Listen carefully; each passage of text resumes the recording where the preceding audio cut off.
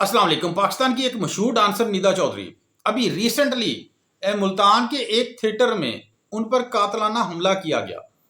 मैं अपनी वीडियो में जो जो चीज़ें डिस्कस करूंगा मैं वो पहले आपको पॉइंट बता दूं। पहला पॉइंट कि निदा चौधरी पर हमला क्यों किया गया। दूसरी बात, उस हमले के नतीजे में क्या निदा चौधरी जख्मी हुई, निदा चौधरी को फायर लगा, जिस्म के किस हिस्से पर फायर लगा या क्या सूरत हाल थी, ये चीज़ मैं आपको बताऊंगा। तीसरी बात जो मैं ऑलरेडी मेंशन कर चुका हूं, शादी करो वरना, ये इसके पीछे क्या स्टोरी है, क्या मामला। डिटेल की तरफ जाने से पहले मेरी आपसे रिक्वेस्ट है कि मेरी वीडियो को लाजमी लाइक कर दें और इसके साथ साथ हो सके तो मेरी वीडियोस को शेयर कर दिया करें, क्योंकि मैं अपनी चैनल की इनकम का कुछ हिस्सा कोशिश करता हूं कि वेलफेयर के कामों में खर्च किया जाए। तो आप मेरी सपोर्ट करें, आप मेरी मदद करें जस्ट एक क्लिक से। तो बढ़ते हैं खैर डिटेल की तरफ। बात यह कि मुल्तान का एक थिएटर है जिसका नाम शायद रक्स है। तो वहाँ पाकिस्तान की जो ये मशहूर डांसर है निदा चौधरी, ये डांस कर रही थी, परफॉर्म कर रही थी।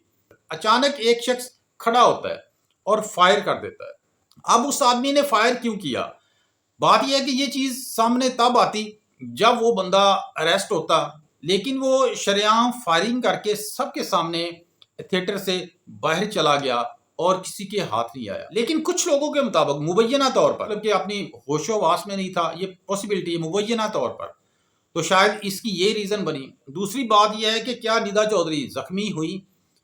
वो आदमी जो शायद दूसरी या तीसरी रो में बैठा था, वो यकदम खड़ा होकर एक फायर करता है, हवाई फायर करता है, और जो दूसरी बुलेट होती है वो उसकी गन के अंदर फंस जाती है। इस दौरान जो अदाकारा निदा चौधरी हैं वो भागकर अपने कमरे में चली जाती हैं। इस हमले में निदा चौधरी को खराश तक नहीं आती, जैसे ये सोशल मीडिया पर बहुत वायरल है, ऐसा कुछ भी नहीं है। अब बढ़ते हैं तीसरे पॉइंट की तरफ, शादी करो वरना।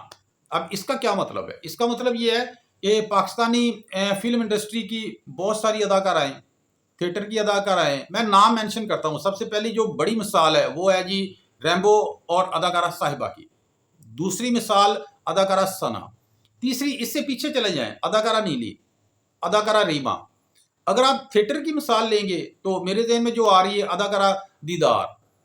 उन्होंने बेशक फिल्म इंडस्ट्री में काम किया, थिएटर में काम किया।